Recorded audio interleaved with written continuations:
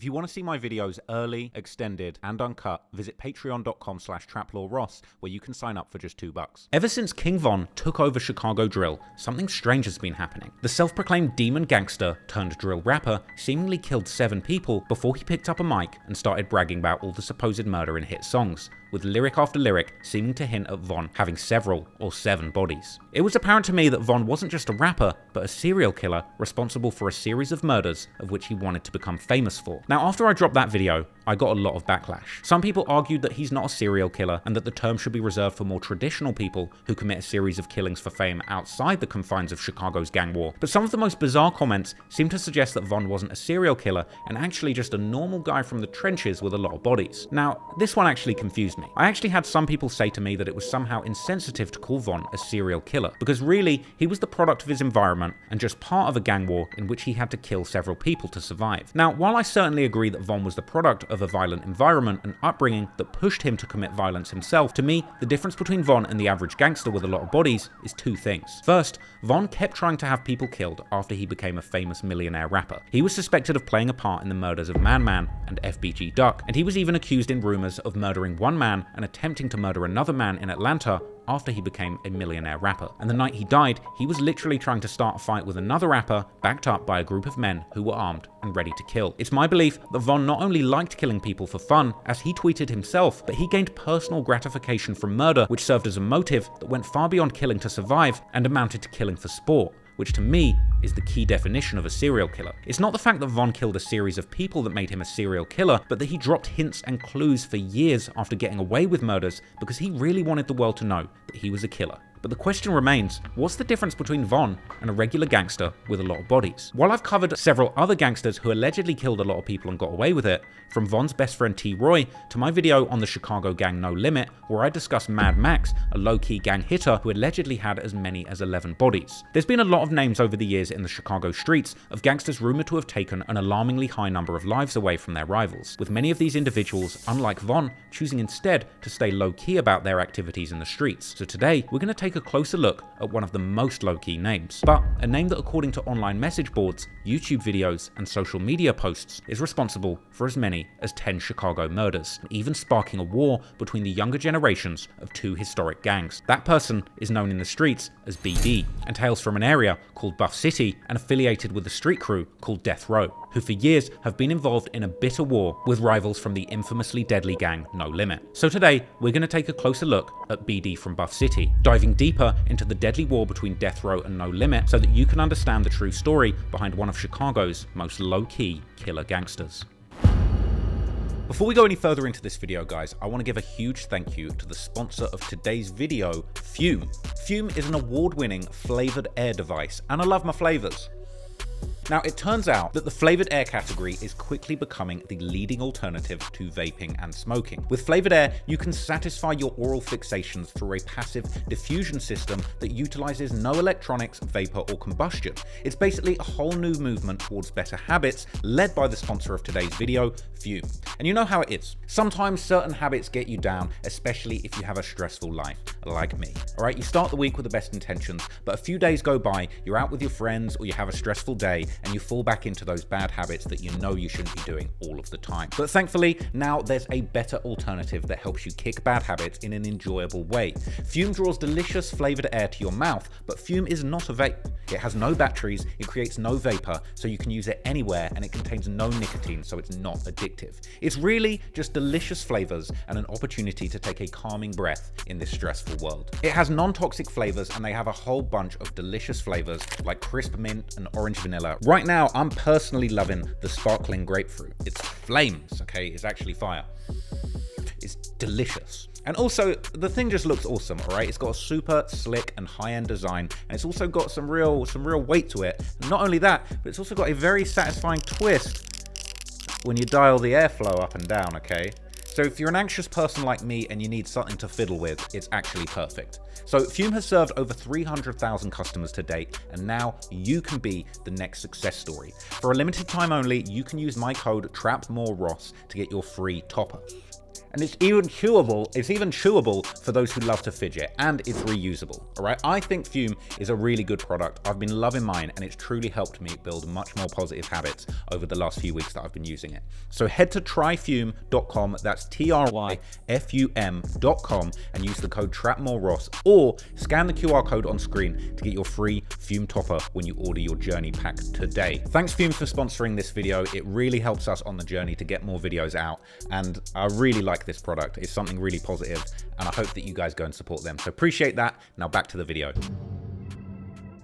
To fully understand the story of BD from Buff City, we're going to have to go back, way back. In 2022, I released a video called No Limit, Chicago's Deadliest Gang, where I broke down the folklore of the bitter war between No Limit, the crew made famous by rappers G Herbo and Lil Bibby, and numerous gangs which they were at war with, including most notably KTS, or Kill to Survive. So before we get to the current day, we need to have a quick recap and refresh our memory on the history of No Limit, one of Chicago's deadliest gangs, to fully understand the modern day conflicts on these streets. And to fully understand the modern day conflicts on these streets, we have to track back these gangs to their earliest origins. As I explained in my previous video, the gang known today as No Limit, or the No Limit Muskegon Boys, NLMB, have their heritage in a historic Chicago gang called the Black P Stones.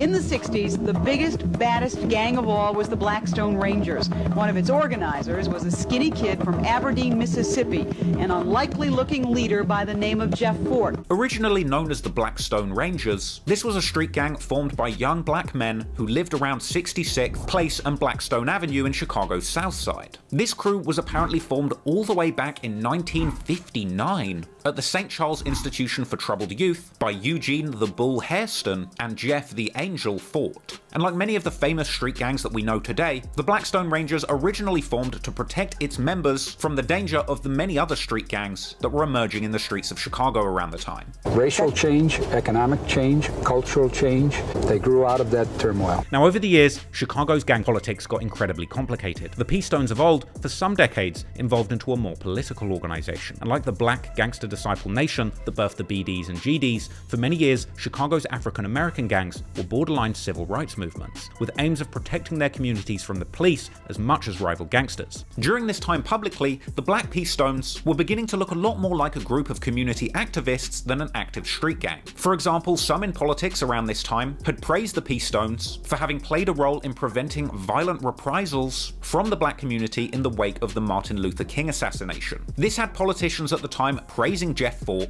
for his successful gang diplomacy, with Fort even being invited to President Nixon's inauguration, leading many to believe that Jeff Fort might just have a bright future in politics. But under the surface, things were perhaps slightly more sinister. It was said that during this period, Black P Stones had been shaking down local store owners for protection money in exchange for preventing violence following the Martin Luther King assassination, with critics of the Black P Stones describing them more as a mafiosa-style protection racket than group of community activists. And from here, soon cracks would begin to emerge in the public persona of the Black P Stones. The P Stones themselves were eventually toppled, however, when its leadership under the guidance of Jeff Fort was caught at war with the Black Gangster Disciple Nation, being implicated in murder plots, drug dealing, attempts to unify other street gangs, as well as bizarrely being found to have been colluding with hostile governments abroad to commit terrorism in Chicago. On the streets, they were at war with the Disciple Nation and Gangster Nation that would later merge into the Black and Gangster Disciple gangs made famous in modern-day drill music. In fact, as a result of this violent conflict playing out on the streets, eventually the Black P Stones leader and founder, Eugene Bull Hairston, would arrange an assassination attempt on Black Disciples founder David Barksdale, aka King David, in 1968. Eventually, the authorities would crack down on the Black P Stones as a political organization, prosecuting Jeff Fort himself for misusing federal funds. Jeff Fort would later be found guilty of conspiring to misapply federal funds, being sentenced to 5 years in prison. During this time, Jeff Fort organized yet another alliance of gangs in the city and prisons known as the People Nation, bringing the likes of the former Black P Stones, the Latin Kings, Mickey Cobras, Vice Lords, and other gangs all together under the banner of the People Nation. And eventually the authorities would crack down on his operation. A 1983 drug bust, in connection to a large shipment of drugs in Mississippi, earned Jeff Fort a 13-year sentence for narcotics trafficking. But from here, even in prison, it would appear as if Jeff Fort kept a tight grip on the large organization of gangs that he had built up in the streets of Chicago. And this meant that even behind bars, bloodshed would continue to play out on Chicago's streets. Even more shocking than the allegations of drug trafficking and murder for hire were earlier accusations leveled at Jeff Fort relating to terrorism and linking him to Libyan leader Muammar Gaddafi. Apparently, over the course of several phone calls made to his troops from jail, Jeff Fort instructed members of his organization to meet officials from Libya in what was originally proposed as a pilgrimage to Mecca and the Middle East, was later exposed as an attempt to make a multi-million-dollar deal with Middle Eastern terrorists, as apparently Jeff Fort had directed El Ruckan members to meet with Libyans in Panama City and brokering a deal to receive $2.5 million and a large cache of high-powered weaponry in exchange for a commitment to wage war on the local authorities in the United States in what was described as Operation Ruck Bomb. A court was later told that Jeff Fort's religion organization/gang had made an agreement with a foreign government to commit terrorist acts in the United States on their behalf in exchange for a $2.5 million bag. Honestly, this is one of the most outrageous and shocking accusations that has ever been leveled at a gang leader in the United States history. Fort would be found guilty of these accusations and ultimately given a hefty 80-year prison sentence. In the absence of Jeff Fort's leadership and coinciding with the demolition of many project buildings, the Black P. Stones and other gangs splintered into smaller, decentralized criminal organizations, and Chicago soon saw renegade sets of these legacy gangs at war on their streets. The history of Jeff Fort and the Black P. Stones continue to cast a dark shadow over Chicago communities to this day, as the next generation of children of P. Stone and affiliated gang members would move around Chicago and grow up. The identity of the Black P. Stones would be passed around, splintered and distorted, with numerous small organizations breaking off, but retaining the P. Stone identity and remaining active in the streets and prisons of Chicago and America beyond. But eventually, a renegade set descending from the original P. Stones would emerge based on Chicago's east side. This group would eventually go by the name No Limit, with the name apparently signaling a heritage handed down from the Black P. Stones, but with no interest in following the rules or limits imposed by some of the more militant forefathers of the gang back in the day when it was a religious or political movement. One of the areas where one of these splintered off younger generation sets of the P. Stones and other gangs operated was a small community on the east side that eventually became so notorious for its violence that it earned itself the nickname Terrortown. Today's story is most concerned with a 4-block by 4-block rectangle of territory bounded by Yates and Koufax Avenues between 75th and 79th Street. If you type Terrortown into YouTube, you'll see numerous drive-thrus and drone shots depicting the rundown blocks of the area, which looks to be near abandoned by city authorities. After Jeff Fort, the founder of the P. Stones, was sent to prison, his descendants would battle for control of Terrortown against Gangsta Disciple and other gang sets. As the years went by, slowly descendants of Jeff Fort would be taken off the street one by one, facing arrest after arrest, with his other son Wakita picked up for drug charges by the police in 1996, with reports around this time explaining that since Jeff Fort's lengthy incarceration in a Supermax facility, with his remaining descendants reclaiming the Black P. Stone identity and going to war with other famous Chicago gangs like the Gangsta Disciples over control of the area. During these years, a nephew of Jeff Fort named Eric Gothero earned himself the nickname the Prince of Terrortown, apparently establishing a huge open-air drug operation at 79th and Essex known as the Pow Wow Line. But eventually, this $15,000 a day drug operation would indeed be taken down too in what the police described as Operation Terrortown 2. Jeff Fort's nephew would be busted along with 18 other people in a raid that discovered an enormous shrine to Jeff Fort himself, along with 13 cars, 10 guns, 125 grams of cocaine, and a whopping 900 grams of heroin. And as a result, the gangs on the streets of Terrortown in the 2010s would be left without leadership, becoming a much more fractured collection of renegade P. Stone gang sets, slowly losing their connection to Jeff Fort, the Blackstone Rangers, or the heritage of politically motivated gangs that had once controlled the area. Teenage gangbangers would grow up, knowing they descended from P. Stones, but establishing new rules, new territories, and new disputes. So, with the old leadership of these once political gangs gone, the new generation of smaller sets would become embroiled in a war with no limits and no shortage of enemies either, blurring the past line lines between friends and foes and setting up entire new alliances and rivalries. No Limit would ultimately find themselves allied with a nearby crew of gangster disciples called the Muskegon Boys, uniting under the banner of No Limit Muskegon Boys, or NLMB. The Muskegon Boys are a set of gangster disciples from Terrortown. Originally going by the Muskegon Block Gangsters, they hail from 78th and Muskegon Avenue, just off of Exchange. In the past, they may have been considered closer to the fellow gangster disciples in Lakeside, but events would unfold, driving these two GD sets apart and the Muskegon Boys and No Limit much closer together. Ultimately, NLMB would find themselves at war with three nearby gang sets. Three groups that No Limit and their allies are feuding with specifically include the Lakeside Gangster Disciples, some of whom go by KTS or Kill to Survive, Pocket Town, another group of gangster disciples, and Black Mob, a group descending from the original Black Peace Stones in the area. Lakeside are arguably No Limit's biggest opposition. They're a crew made up of gangster disciples and vice lords in a particular area of Terrortown. South of Terrortown is No Limit territory, with an overlapping area in the southeast, known as Lakeside, hence the intense rivalry. Some from this area and the nearby Pocket Town go by the nickname KTS or Kill to Survive. In fact, some KTS members even sport a large shoot to kill crosshair tattoo on their necks. Pocket Town is yet another gang with its heritage from the Black Peace Stones. This can be seen in graffiti all over the area, depicting the 5-point star depicted in early Black Peace Stone folklore. This area apparently earned the name Pocket Town due to its triangular shape, and is based towards the Greater Grand Crossing area, a short drive west of Terrortown. Nearby Circon City is another older gang set with loose connections to No Limit. Now, according to comments on Reddit, the gangster disciples in Pocket Town in the 90s were somewhat organised, but fractures in the group throughout the 2000s would see individuals branching off, forming new alliances, and breaking free of the past as new feuds emerged between members from varying sets. So by 2008, we have the likes of the Muskegon Boys and No Limit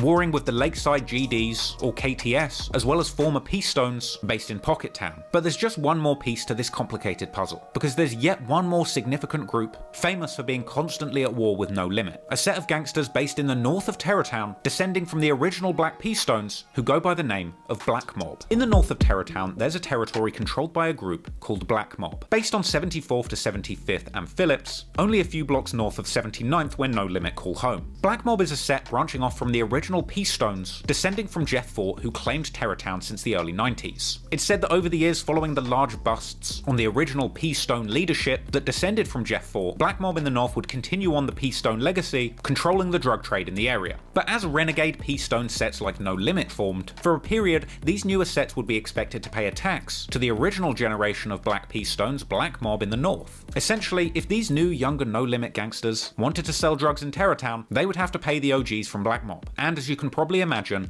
that is where tension started. Up until this point, Black Mob and No Limit had been historically friendly, but soon a turf war would break out between these two factions. A No Limit member by the name of Vito had allegedly been selling drugs in Black Mob turf. He was ultimately attacked for not paying tax or showing respect to the elder Peace Stones controlling that area. Retaliation from No Limit would soon follow, and story has it that Vito would attempt to shoot up an enemy from Black Mob, unsuccessfully attempting to kill them with their family present. And this reckless act of disrespect would apparently spark the bitter war between Black Mob and No Limit. Eventually, on the 27th of April 2009, Vito, real name Davis Johnson, would be murdered in the street in Terrortown. After apparently being confronted on the street about the disrespect, Vito was allegedly shot 5 times in front of a large crowd. The killing of Vito caused No Limit members to identify as BMK or Black Mob killers. And considering the separate beef going on with the gangster disciples from Lakeside, many No Limit members would also identify with the GDK or GD killer movement. In addition to dropping the 5, many would be seen in pictures doing the upside down pitchfork hand sign commonly associated with the GDK movement. And since this meant that No Limit members were beefing both Black Peace Stones and gangster disciples at the same time, many from No Limit would identify as EBK or Everybody Killers. Sadly, however, the murder of Vito was just the beginning of a long and bloody war between these groups. And in the decade plus that would follow, countless men from every corner and pocket of Terrortown would lose their lives to gun violence. And while not every killing in this story would be associated with these specific feuds, the sad truth is the young members growing up in Terrortown would be forced to witness death and destruction throughout their most formative years, no doubt having an incredibly detrimental effect on their mindsets and prospects for the future. Over the coming years, there would be a number of brutal back and forths between No Limit and the crews they were at war with. Now, I won't recap every single one of those incidents, but one of the first and most significant incidents was the murder of a beloved No Limit member by the name of Phaso. Fazos, as on April the 12th, 2010, 19-year-old Faison Robinson, known as G Fazo to his friends, was participating in a dice game at the 2900 block of East 79th Street. At some point, apparently things went left, with gunshots being heard and the police responding to reports of a shooting. Once they arrived on the scene, they would find Fazo shot in the back, taking him to South Shore Hospital, where he would sadly be pronounced dead. Fazo would be sorely missed by his friends in the No Limit Muskegon Boys, with the likes of G Herbo going on to shout out Fazo countless times in his songs. He would also name his popular 2014 debut mixtape Welcome to Fazo Land, as well as popularizing a trend of referring to white Nike Air Forces as G Fazos in his honor. This is something that future pop sensation Juice WRLD would do in some of his songs, with this apparently coming from the fact that Fazo himself was a huge fan of the popular Nike sneaker silhouette. No arrests were made following G Fazo's killing, but many believe that the killing was the result of the ongoing beef with Lakeside. Following his passing,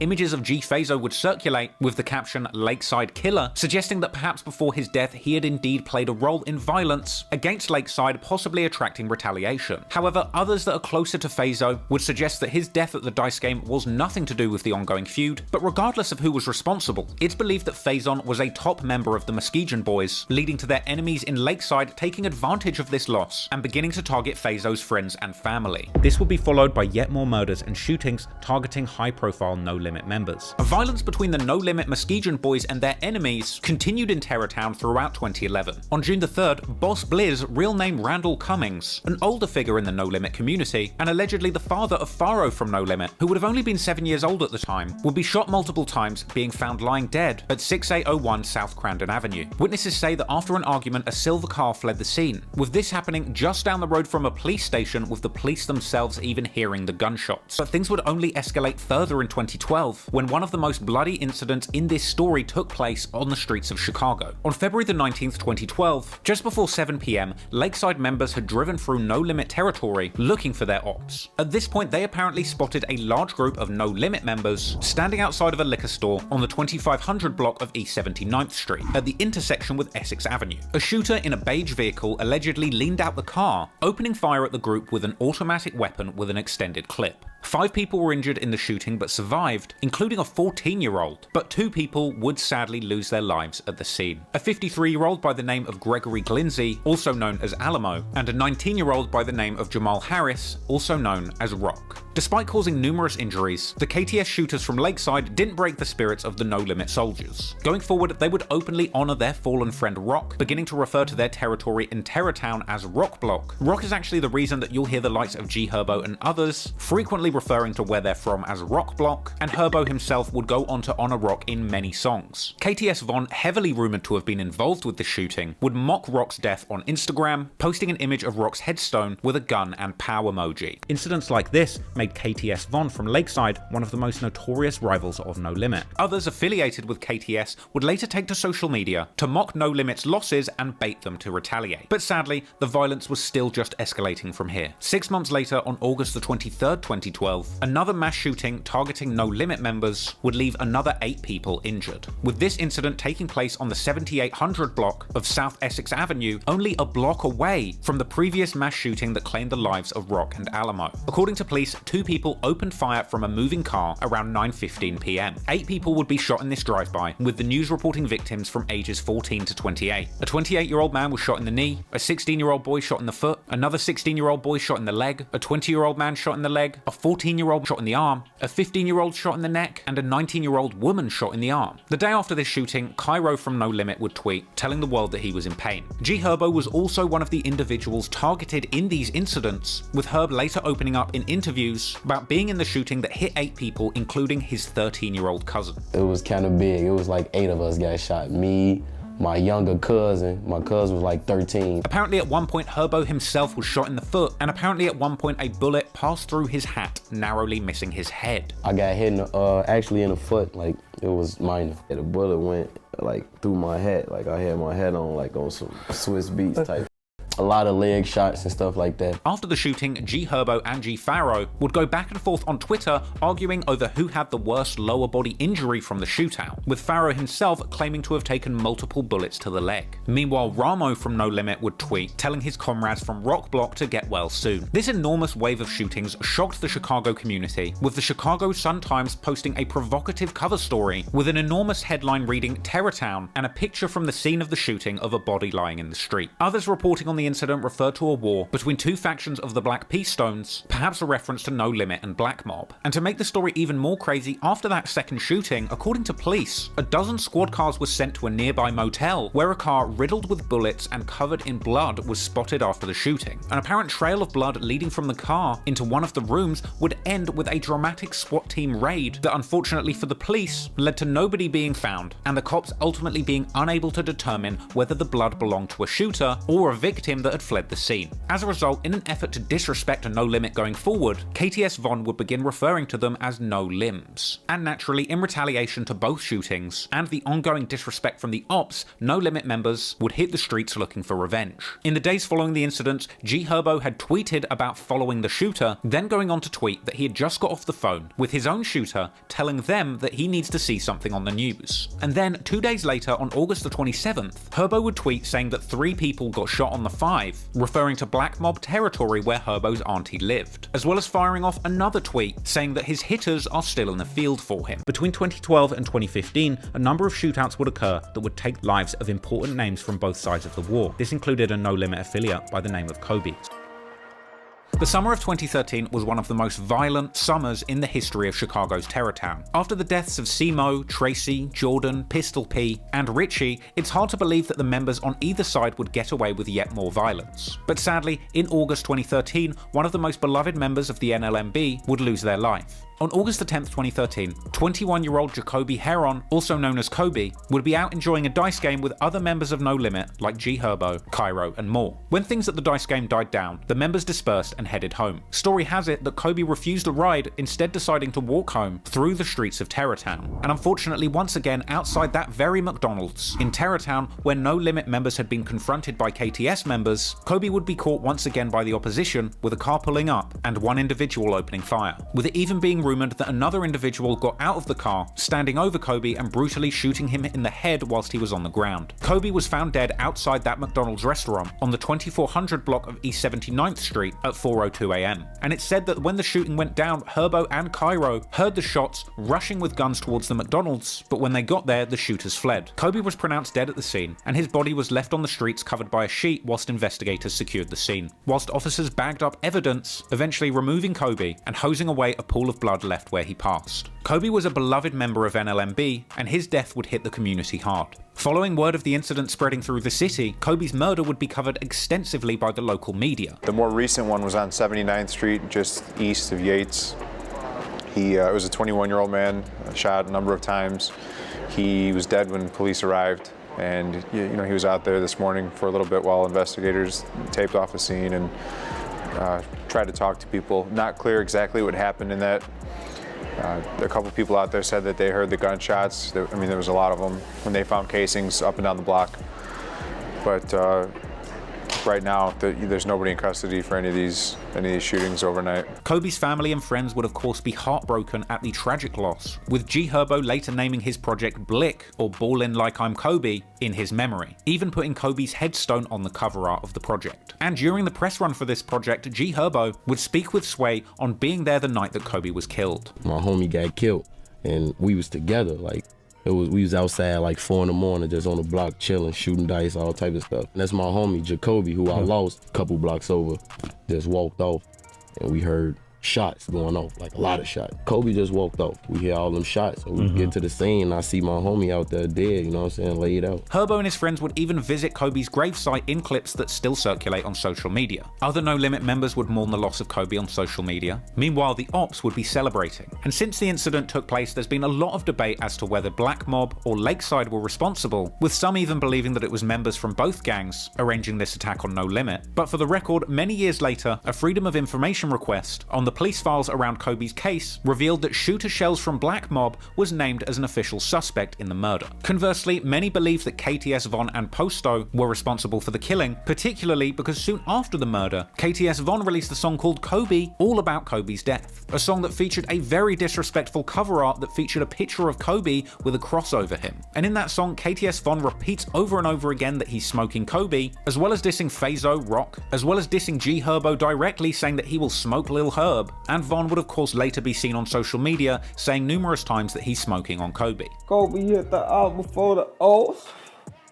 I'll be smoking no limit, bros. While the public might never definitively know who was responsible for the killing of Kobe, members from No Limit like Cairo vowed to get revenge, with Von continuing to take to Twitter, replying to No Limit members mocking Kobe. After this incident, Posto would later tweet that he kills No Limit members, with some believing this may very well be an admission of having played a role in the killing of Kobe and others. From here, No Limit members would go back and forth with trolls on Twitter who mocked their dead friends, and KTS members would continue to escalate their disrespect for the ops, eventually going as far as to have custom merch made, naming all of their murdered ops in a long list, with Kobe's name at the top. And KTS Von would continue to lurk in comment sections on his ops pages, ready to diss Kobe at the first opportunity, as well as making his own posts mocking Kobe for not getting a ride the day he was killed. Naturally, the war between these two groups was reaching fever pitch, and retaliation wouldn't be far behind. So at this point, KTS Von, Shooter Shells, and Posto had become the main targets for No Limit, and unfortunately, the next person to lose their life in response to this incident would be Posto. Other than KTS Von and Dre themselves, the most wanted target for No Limit around this time would have been Posto. No Limit were desperate to get back at Posto for what some believed was the role that he had played in the killing of Kobe, as well as for his role in the No Lackin' 3 McDonald's incident. After all, Posto was known for regularly mocking his ops and G Herbo on social media.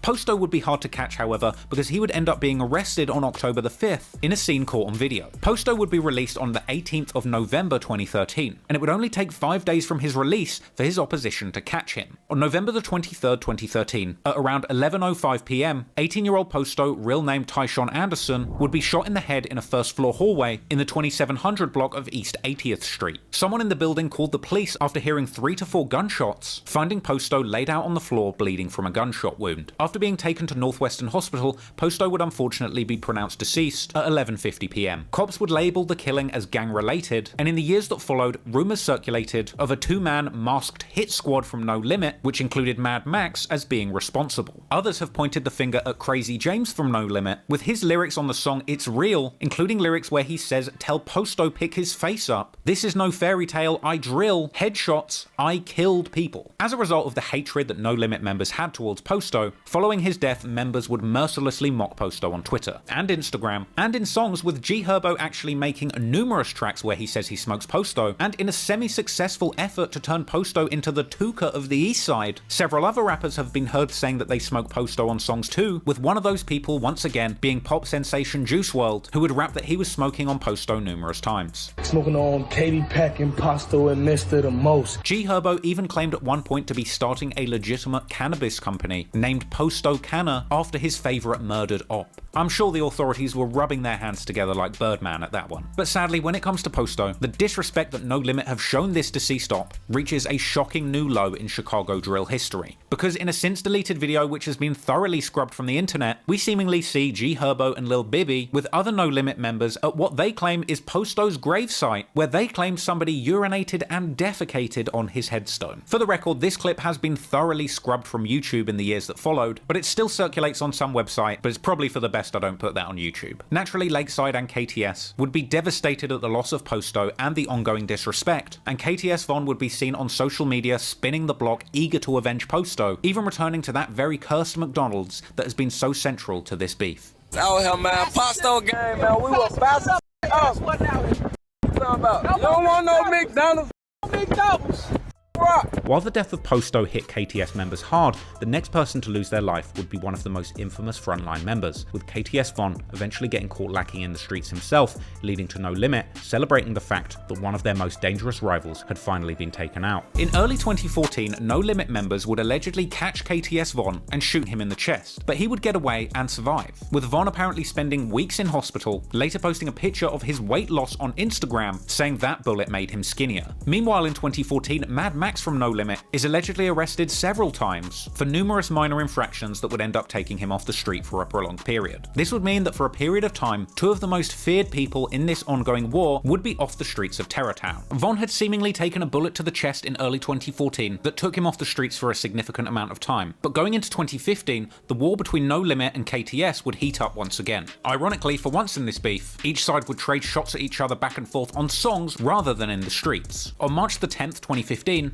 Bibby and Herb dropped Kill Part 2, aka Ain't Heard About You, which featured lyrics where G Herbo invited his ops to pull up on him on Essex and 79th, as well as saying he smokes Posto, and naturally, seeing as Bibby and Herb's careers had been taking off, with songs dissing dead ops, naturally once he'd recovered from his injuries, KTS Von would get back in the booth, recording some of the biggest songs of his career. On April the 10th, 2015, he drops the track Street Life, featuring a music video showing Von literally cooking crack on a trap house stove, and a chorus where Von says if he didn't kill for Posto, it wouldn't be right. He would rap that he got caught lacking when he got shot, but that every shooter isn't a killer. He also says on the song that he's smoking Kobe, and in a way, this song was a sad but true reflection on the dead-end street life that KTS Von had been born into. It came with other lyrics warning the listener that falling in the street life will have you doing awful things, like killing a friend of 10 years, or dying broke unable to fund the ongoing gang war. But it would be KTS Von's next song that would be the most famous of his career, and unfortunately, his last. On April the 29th, 2015,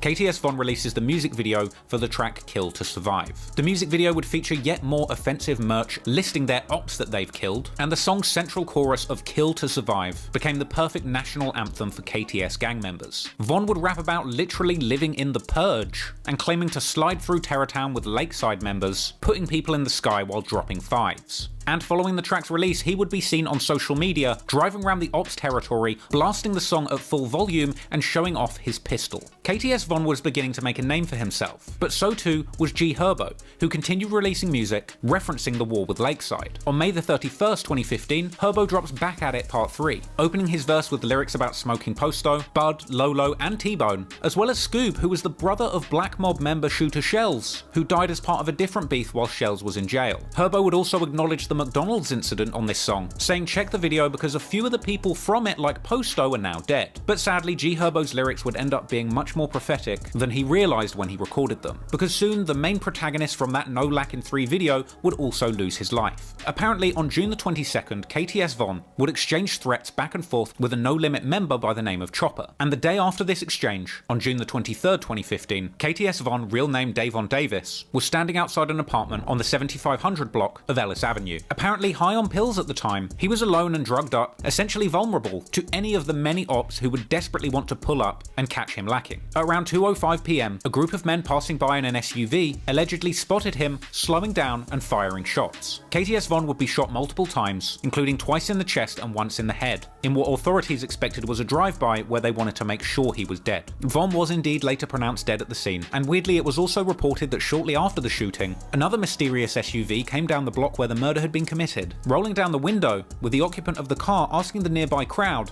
if somebody else got killed, with a woman apparently replying that it was a birthday party, whilst another man nearby would hold out his fingers mimicking a gun and saying boom. KTS Von's murder would go unsolved, and whilst Von's friends and family mourned the loss of the KTS general, Big Cutthroat the Smoker himself, many theories would follow as to who was responsible for the killing. Chopper from NLMB, who had gone back and forth with Von in the comments the day before his death, would post a video online apparently right after the murder, rapping the lyrics about killing for Posto from Von's April song titled Street Life, changing the lyrics to say that he should have killed for Posto and now he's in the sky, and suggesting that all of their dead homies are now beating Von's ass. If he ain't killed for Posto, it won't be right. He should have killed for Posto and kept his pipe.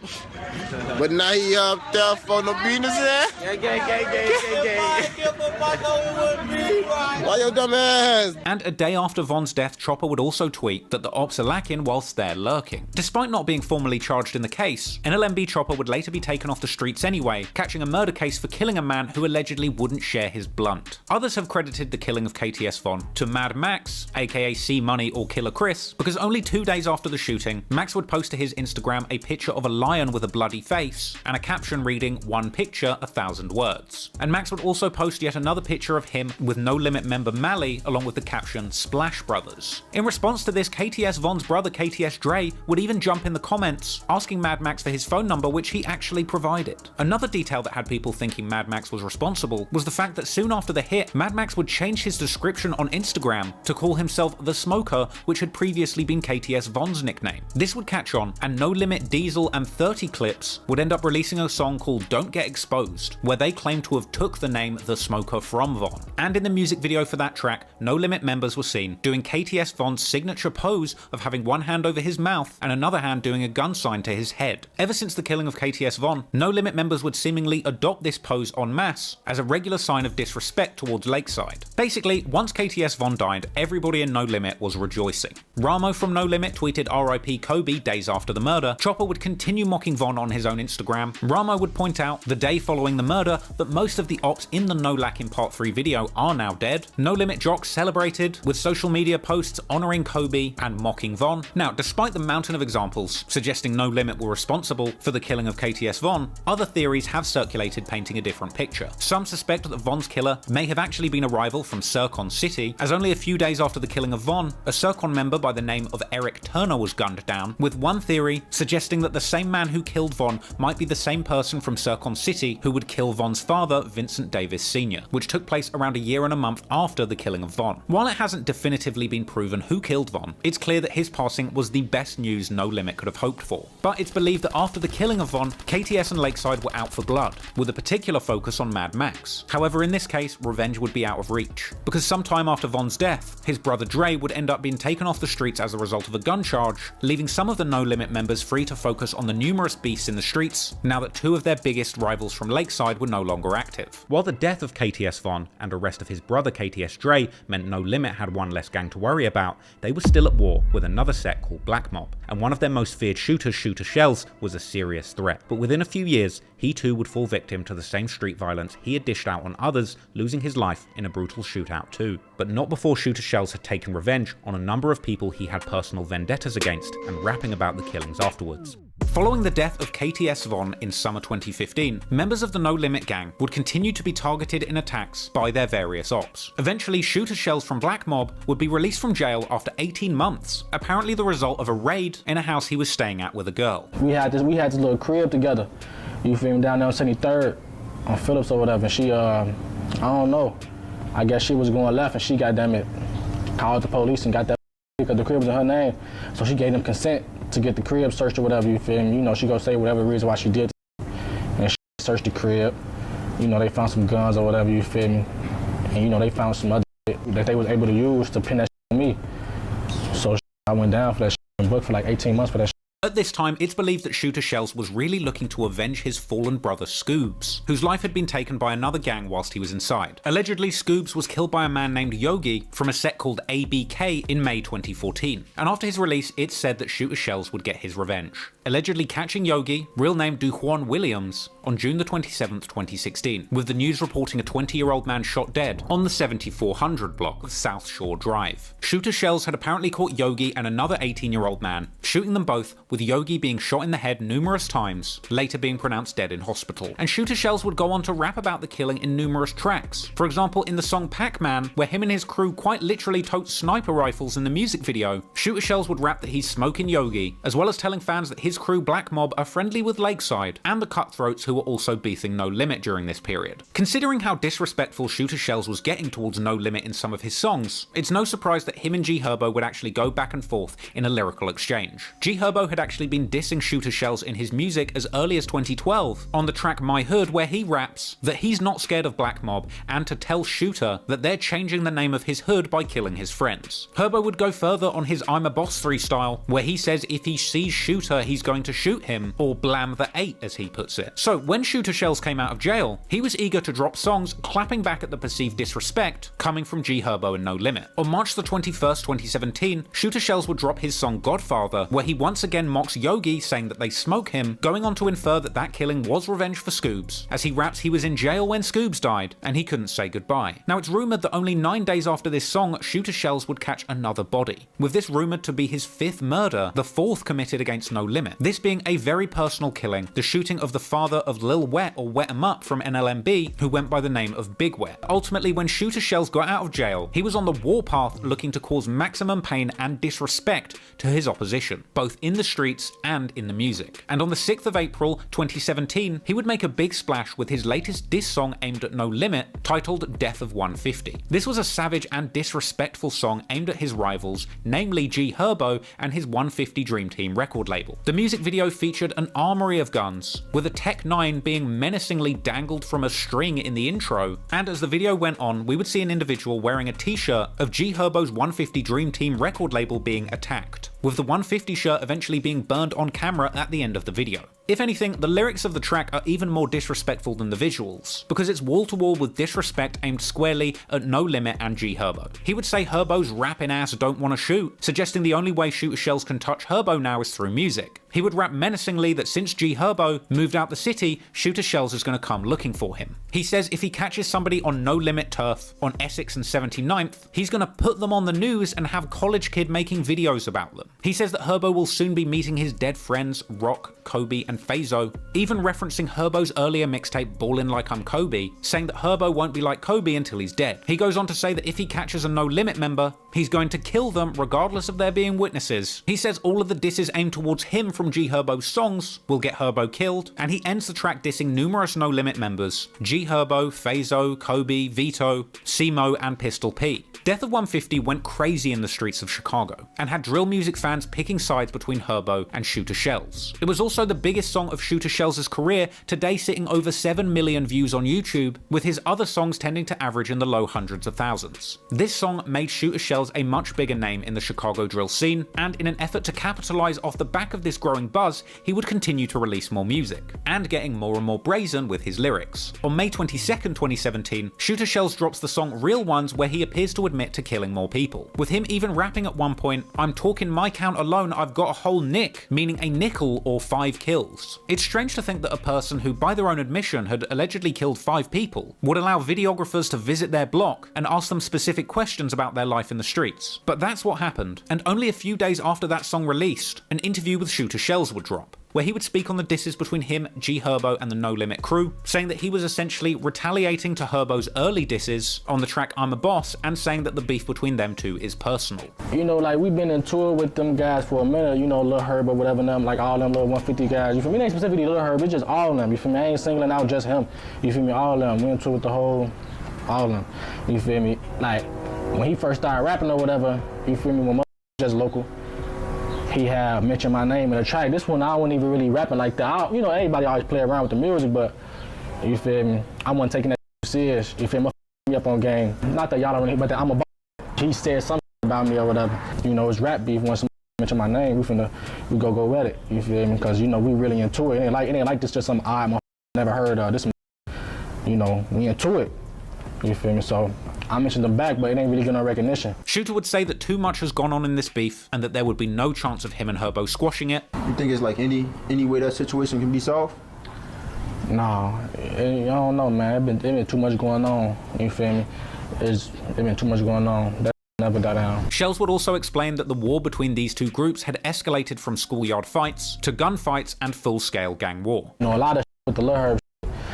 It wasn't even just Lil Herb though, you feel me? He used to go to a whole nother, like, when I was like in 6th grade, I used to go to PAL, you feel me? And then we used to be like, you know, elementary school was close by, elementary schools used to fight, you feel me? We been always in tour with them. And as we got older, you feel me, the shit has escalated, you feel me? So, you know, gang banging, fist fights turned to gunshots, you feel me, gunplay. As we got older, high school, and then started playing with guns, people started dying, or somebody got shot, and ain't nobody gonna let that go. You feel me? So once a motherfucker hit, bloodshed, it'll never be the same. Shooter Shells would also explain that since dropping his Death of 150 diss track, his DMs are crammed with fans of No Limit telling him that he is going to be the next one to die in the war. You feel me? You got sending me messages on Instagram telling me you gonna be the next pack. You feel me? All this extra dead homies, all this. Shooter Shells was clearly dealt a difficult card in life, and unfortunately his reaction was to dish out pain to others. And despite having the wisdom of an older man as a result of growing up fast in the streets, unfortunately one of the consequences of causing so much pain to others would be that karma would eventually catch up. And sadly for Shooter Shells, less than a month after that interview with Zach TV, karma would indeed come knocking, when on July the 10th, 2017, some have suggested that Shooter Shells' location was given away, because as he was getting into his car, a white Nissan Altima pulled up with 3 shooters hopping out and gunning Shooter Shells down in the middle of an Auburn Gresham street in broad daylight. But that wasn't the end of things, because the murder of Shooter Shells is one of the most gruesome in Chicago history. Story has it, after Shooter Shells was struck, he would fall to the ground, at which point numerous shooters stood over him, taking turns firing bullets into his face. In what was one of the most grisly deaths in Chicago drill history, he was shot in the face as many as 18 times, with a graphic picture of Shells' disfigured body taken by a member of the public and posted online, which is far too graphic to show you on YouTube. Police would recover a whopping 43 shell casings at the scene. Due to the serious nature of this crime, and likely due to Shooter Shells' involvement in numerous murders across the city, the FBI would be called in to work on the investigation, with the FBI allegedly filing a court order to search the content of Shooter Shells' iPhone, which was found in his pocket after his death. It's unclear whether the FBI found anything of note on Shooter Shells' iPhone, but what we do know as a result of police documents later posted on Reddit drill community Chiracology is that the prime suspect in the killing of Shooter Shells was Mad Max from No Limit. Numerous outlets would go on to report that Mad Max was named as one of the shooters, with the cops apparently picking up Mad Max a week after the killing of Shooter Shells, catching him with a gun with a defaced serial number, but clearly the cops didn't have any further evidence connecting Max with the incident, and he was ultimately let go. As time went on, Herbo would continue to make subtle references thought to be aimed at his former top op. In 4 Minutes of Hell Part 5, G Herbo would mock Shooter Shells for getting shot in the head so gruesomely, saying he never made any money and has no head left. Fellow No Limit rapper Crazy James would rap on his Never Cared remix that they're going to Shooter Shells their ops. Despite technically being cleared of any involvement in the murder of one of Black Mob's most prolific killers, Shooter Shells, his counterpart from No Limit, Mad Max, would unfortunately wind up losing his own life not long after in one of the most dramatic true crime stories in Chicago history, getting shot and living long enough to tell the authorities exactly who it was that shot him.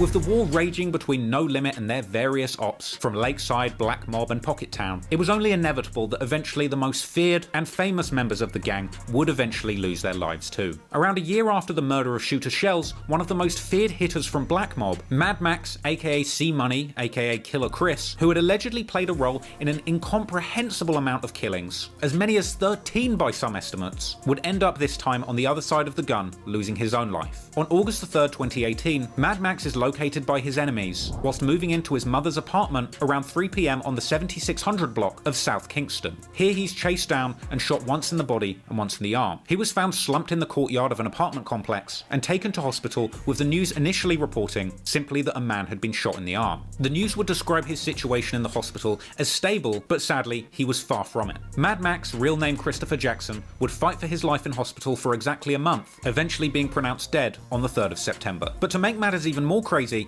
after his death, the police would claim that a heavily medicated Mad Max would give a videotaped deathbed confession naming his killer as Hell Rel, real name Terrell Webb, a senior member from Lakeside, with a screenshot of the supposed recorded confession later being circulated by Hell Rel himself, who would label Max as a snitch. However, the cops also claimed to have another cooperating witness and surveillance footage pinning the crime on Rel. And based on their suspicions, cops would initially arrest Hell Rel, catching him with a gun that matched the shell casings found at the scene of Max's murder. But for some reason, he was released without charge at the time, perhaps because Mad Max was still alive at that point. But then, 11 days after the killing, an attempted murder warrant was issued, and Hell Rel would flee, eventually being tracked down in Iowa and arrested on August the 28th, being held in custody for a few days until Mad Max died in hospital and the charges were upgraded to full-blown murder. And a video would even circulate online showing Hell Rel react in the interview room the moment detectives told him that his charges would be upgraded to murder. Done, a gunshot residue kit was done on you. Yes, sir. Ballistics test was done on the gun and the recovered shell casing from the scene.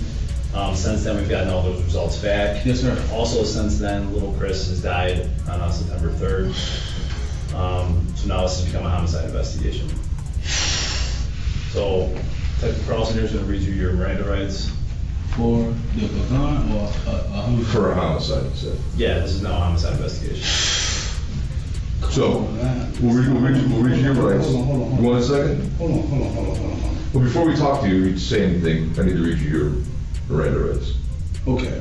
Terrell Webb would face murder charges for the killing of Chris Jackson. In the end, Hellrell would end up being sentenced to 10 years for involuntary manslaughter in the case of Mad Max. As the old Chicago saying goes, ain't no killing without killing. And the eye for an eye street justice had played out on the streets, with arguably the most feared shooters from Black Mob, KTS, and No Limit all losing their lives. However, things weren't over, and now, with the most prolific shooters of the older generation of the war no longer being in the streets, the younger generation of gangsters from these areas would continue waging war, with new sets that branched off from the original gangs, and young members getting deadly in the streets looking to make a name for themselves. And that's where we can begin tracing the new timeline, as new areas and sets begun continuing this war into the modern era, and as years went on from the original war between No Limit and Lakeside, the younger generations of these gangs formed new sets, cliques, and identities for their crew. The younger generation of No Limit descendants went by the menacing name Drench Gang, an apparent reference to a crew of incredibly dangerous younger members notorious for drenching their enemies with bullets or leaving their ops wet with blood. Death Row, on the other hand, while being a name that's used by other gangs in Chicago, in the case of the new generation of gangsters with a connection to Lakeside and KTS, are a crew called Death Row 085. This crew on the east side of Chicago,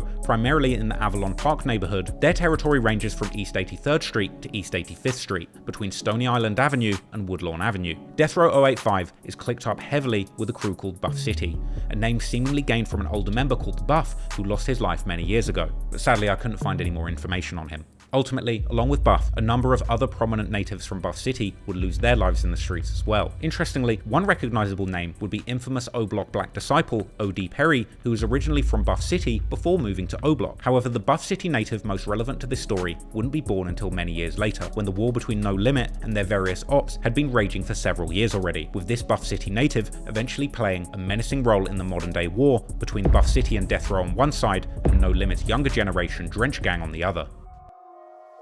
BD, real name Cinque Dunn, born on March 6, 2002, was a member of Death Row, a crew that also went by the name Savo Gang, and hailed from Buff City. BD was originally from the Hundreds Buff City set, which is located from 116th to 119th, with 118th being their main block. He then moved from the Hundreds in Buff City to Death Row 085, which historically were associated with the conservative vice lords located at 85th of Escanaba, where he was taken in as one of Death Row's main members. Oh, this is BD crib right here, bro. So BD was originally from Death Row? He wasn't Nah, he originally Buff from City, Buff but City? he Death Row too though, like, you know, he really went hard on bro. Okay. This is Post crib right here, 8444. So BD, so it's like, yeah, so did he move from the Hunters to Buff Yeah. Death Row? He moved right here on bro. Okay. He attended Bowen High School, which is a public 4-year high school, which is located in the south side of Chicago. Interestingly, while he was growing up, he would meet a woman called Diane Latiker, who was the founder of Kids Off the Block, or KOB, an anti-violence activist and 2011 CNN Top 10 hero. Her non-profit organization provides recreational activities and educational opportunities for young people in Chicago, focusing on the neighborhood of Roseland. KOB brought community outreach to a whole new level through counseling or activities such as sports, drama, dance, or music. It was through this program that as an 8th grader, a 13-year-old BD met Latiker when he was playing on her basketball court, with her telling him he could apparently come and play there anytime he wanted, with a quote from a young BD later circulating in the media, with him saying, "I seen a whole full court basketball rim, and then when I asked, I came across the street and knocked on the door and asked could we play basketball, and she said yeah, like a whole group of us ready to play basketball, and she said we could come up here anytime," with BD later saying that she became like a grandmother to him, and that when he's around her, he would truly feel safe. The sanctuary her basketball court had provided was much needed in BD's turbulent childhood. His dad, Cinque Dunn Sr., had been shot dead in the streets when BD was just 11 years old, and BD also had a twin brother that went by the name Fa Fa Fa, another Death Row member hailing from Buff City, real name Sinquanjay Dunn. Not much is known about BD since he lost his life so young. Aside the rumors of him having as many as 10 bodies that swirl around Reddit forums, there's really minimal information to go on. And unlike King Von, Lil Jeff, or Mad Max, BD is a Chicago gangster with a fairly small digital footprint. But he did leave behind a legacy online in the form of his Snitch K movement, something that's been going on ever since he died. It seems like that. How long the Snitch K movement been going on for y'all? BD started that shit on bro. But, you know, it's been going on since he died though. Folks beat that shit. On the song, BD rapped Rapid Fire, all about spinning the block with killers, spotting his ops, and hopping out shooting. In the video, his friends were seen waving around a belt, a reference to modern-day Chicago slang of putting belt to ass or applying pressure to one's ops. BD rapped about carrying his gun 24/7 because so many people wanted to see him dead. He would rap that he was only 13 when he had to dodge bullets and that this made him grow up and give his ops hell, as well as mentioning getting with a woman and taking ecstasy as a teenager, merching it on KTS Dre, and saying that he'd spent time with the older Lakeside member. He would claim that him and his twin brother Fa Fa Fa had started the new war amongst the new generation of gangsters in the area. Indeed, it did seem like BD and his twin played a major role in starting the war between the younger generations of these historic gangs. So now you have some more information on the background of BD, let's return to the timeline and look at how this new generation of gangsters went to war and escalated things to dangerous new heights. It would be in 2019 that the war between No Limit and the younger generation of death row gangsters hailing from Buff City would spiral out of control. On Wednesday, April the 1st, 2019, the streets of Chicago saw yet another brutal act of violence. This time, the victim was 20-year-old Levon Hill, better known as Scooter from NLMB. According to Chicago police, it all went down at 10:36 a.m. in the 8500 block of South Exchange, right in the heart of Death Row 085 territory. Two males with dreadlocks walked up to a group of three men and opened fire. Scooter caught the worst of it. He was shot in the face, neck, and chest. Despite being rushed to the University of Chicago Medical Center, it was too late, and Scooter was pronounced dead. The two other men, both 18 years old, were also hit, with one taking bullets to the face and shoulder, while the other was shot in the leg, but fortunately, both survived despite being left in serious condition. Scooter's death ignited a firestorm of disses from his ops, especially on social media. BD's twin brother Fa Fa Fa, one of Scooter's rivals, even claimed on Facebook that Scooter was begging for his life in his final moments. And the disrespect wouldn't stop there. In the track 8-5 flow, Savo from Buff City reppin' Death Row takes shots at Scooter with the line, "J Money said, let's boot up," smoking on a whole bunch of Scooter. And in the song Hit Up, a song by Jackboy 2 from Lakeside, the diss is even more direct, where he raps Scooter got hit up. Jayla from Death Row 085 also jumped in, saying that she's smoking on Scooter and Max from NLMB in her rap. I've been smoking Scooter mixed with Max. The aftermath of Scooter's murder led to the arrest of J Money from Death Row 085. And he's currently locked up at Cook County Correctional Facility, still awaiting trial. J Money, whose real name is Terrell Webb, isn't just any gang member, but he's actually the younger brother of Hell Rel, a senior member from Lakeside, who was hit with 10 years for the involuntary manslaughter of Christopher Jackson, aka Mad Max, the top shooter from NLMB, who was identified by Max after the shooting in a deathbed confession. This provides a clear motive for his younger brother to want to seek revenge on No Limit members. 3 months after Scooter's death, the cycle of violence continued and retaliation would take place. This time, the streets claimed Malcolm Sabs, better known as Mook from Death Row. No Limit wasn't about to let Scooter's murder go unanswered, and on August the 11th, 2019, they would take their revenge. I mentioned this murder in my original video on the war between No Limit and their rivals, but back then, I didn't have as much context as I do now. But of course, despite a lot of time passing, the beef between Lakeside and No Limit had continued raging, with lives continuing to be lost on both sides, and in 2019, there would be a violent exchange between members of No Limit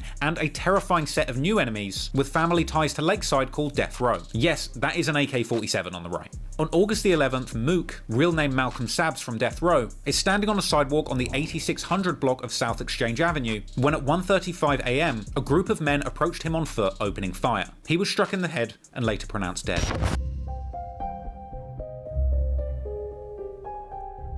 Unfortunately, the war was only intensifying, and from here, back and forths between these groups would take place with rapid speed. And as I discussed in my No Limit video, a revenge killing would take place targeting a No Limit affiliate just a day later. On August the 12th, Willie from No Limit is targeted in what appears to be a retaliatory attack. The 18-year-old, real name Willie Washington, was standing on the sidewalk at the 7800 block of South Phillips Avenue. When a car pulled up, 2 people jumped out, shooting him multiple times, jumping back in the vehicle and driving off. He was shot in the back of the head and the body, being pronounced dead by 8:52 a.m. But much like the other senseless killings that we have seen in the Chicago gang wars, Willie's body would lay in the street for an extended period of time, during which time members of the public were able to take a picture with the grisly photo of Willie laying face down in the street circulating on social media, but I won't show you here. The cycle of retaliation didn't end with Willie's death. Just a day later, on August the 13th, J Money from Death Row took to Facebook to mock Willie's murder with a laugh emoji showing how deep the animosity still ran. As time went on, more details would come out, as on January the 5th, 2020, a witness came forward to the police implicating BD and another accomplice in the shooting. The witness had apparently told that BD and his partner planned to slide, a term interpreted by police as planning to target anyone that they saw in the neighborhood. BD allegedly fired 7 to 8 shots directly at Willie before retreating to the car, and an uncharged co-offender then approached Willie and delivered several more fatal shots while he was on the ground. BD faced first-degree murder charges with bail set at $500,000. Meanwhile, rumors circulated that Fat Lord, real name Marlo Rainey, was the driver who actually snitched on the hit. His gang vehemently denied these claims though, insisting that there was no paperwork on him. Perhaps this is where BD gets his Snitch K moniker from. Free J Money though, for them. Free J Money, free Fat Lord. Free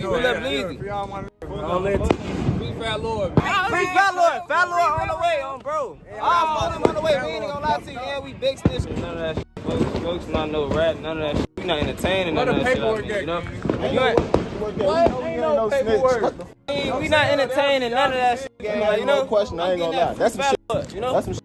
Probably was bad. Anyway, adding another layer to this complicated drama, it was later also revealed that Tarantino from Buff City, also a rapper, had been involved in the murder. In his track Yeah Yeah, released February the 15th, 2021, Tarantino rapped about how BD's actions sparked a deadly conflict between guys from Buff City and Death Row against NLMB, and claiming that BD's hit on Willie was actually the catalyst in this war, with Reddit posts also suggesting that this incident is why Buff City and Death Row had clicked up to begin with. Tarantino, who was arrested at 16, is now serving a 35-year sentence at Menard Maximum Security Facility from charges related to him being an accomplice in Willie's murder. BD actually rapped about this in his song Biggest Snitch K, where he said, "How they gonna give Tino 35 years? My dog was only 16. But more interesting were rumors circulating that not only had BD been on the hit with Tarantino, but BD actually beat the charges. Willie's death further fueled the cycle of violence, with his ops dissing him relentlessly. Jackboy Dez from Lakeside threw shade in his song Hit Up, where he dissed Willie and said that he got killed trying to get the bus and now he can't get up. Savo from Death Row also took shots, appearing to attempt to FaceTime Willie after his death, underscoring the ongoing animosity and relentless nature of these gang disses.